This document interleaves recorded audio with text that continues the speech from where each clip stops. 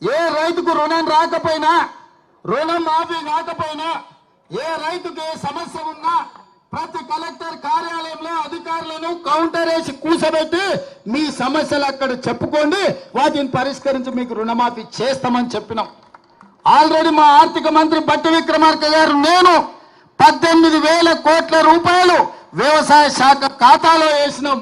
అక్కడి నుంచి ప్రతి రైతుకు పంపించండి. మిగతా 12,000 కోట్ల రూపాయలు కూడా 2 లక్షల పైన ఉన్న వాళ్ళను మీరు 2 లక్షల పైన ఉన్న ఏదైతే బకాయిందో బ్యాంకు కట్టండి, మిగిలిన 2 లక్షల రూపాయలు మేము కడతామని చెప్పినాం. మా రెవెన్యూ మంత్రి గారు కూడా ఆ మాట చెప్పినారు.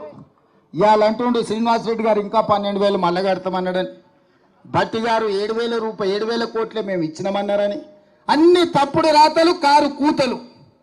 అందుకే రైతులకు నేను ఒక్కటే మాట చెప్పదలుచుకున్నా, రోడ్డు ఎక్కాలెందుకు, ధర్నా చెయ్యాలెందుకు, మీకు ఆ కష్టం ఎందుకు వచ్చింది? 6 నెలల లోపల 31,000 కోట్ల రూపాయలతోటి 2 లక్షల వరకు రైతులకు రుణమాఫీ చేస్తామని 15 ఆగస్టు లోపల చేస్తామని మాట ఇచ్చిన మేము 18,000 కోట్ల రూపాయలు చెల్లించినాం.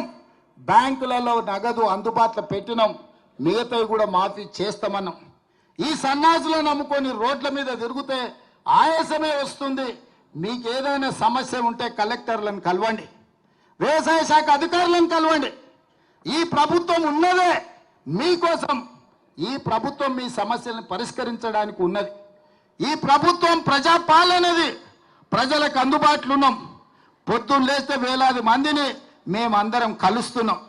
నేను అడుగుతున్న ఇవాళ తెలంగాణ సమాజాన్ని, ఎన్నడైనా 6 నెలలకు ఒక్కసారైనా కేసీఆర్ ముఖం చూసినారా? ఫామ్ హౌస్లో బోర్లో వండుకునేటోడు ఇవాళ రోజుకు 18 గంటలు నేను మా మంత్రులు గ్రామాలు తిరుగుతూనే ఉన్నాం కదా, వచ్చిన వాళ్ళనల్లా కలుస్తూనే ఉన్నాం కదా, మీ సమస్యలు వింటూనే ఉన్నాం కదా, మీ సమస్యలు పరిష్కరిస్తూనే ఉన్నాం కదా. మీరు ధర్నా చేయాల్సిన అవసరం ఏముంది? నిరసన తెలపాల్సిన అవసరం ఏముంది?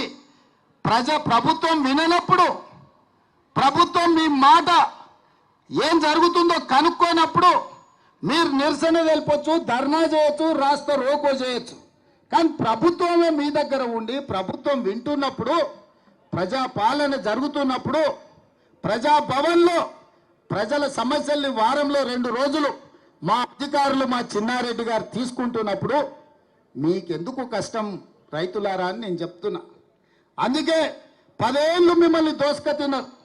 కాకులాక గద్దలాక మీ రక్త మాంసాలను పీల్చి పిప్పి వేసిన ఈ సన్నాసులు మళ్ళీ ముసుగులో దొంగలు ముసుగేసుకొని ఇవాళ మళ్ళా మీ దగ్గరకు వచ్చి మభ్య పెట్టాలని చూస్తారు.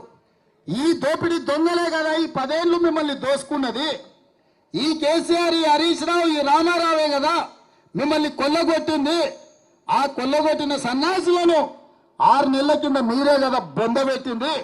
మరి ఆ బొందబెట్టిన వాళ్ళను మళ్ళా గ్రామాలకు ఎట్లా రాణిస్తుండ్రు మీరు ఒక్కసారి ఆలోచన చేయమని రైతులకు విజ్ఞప్తి చేస్తున్నా.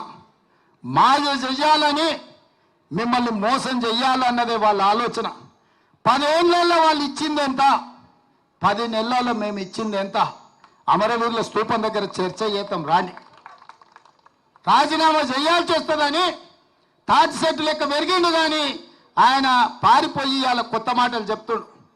అందుకే సిద్దిపేటలో మా మైనంపల్లి పోయిండు, రా మాట్లాడదాం ఏందో చూద్దామని. అటు యాంకల్లో కూడా పోలే. ఇక నెక్స్ట్ మళ్ళీ జగన్న ఉన్నాడు, జగన్న వస్తాడు తొందరలోనే సిద్దిపేటకి, జగన్న దోల్తా.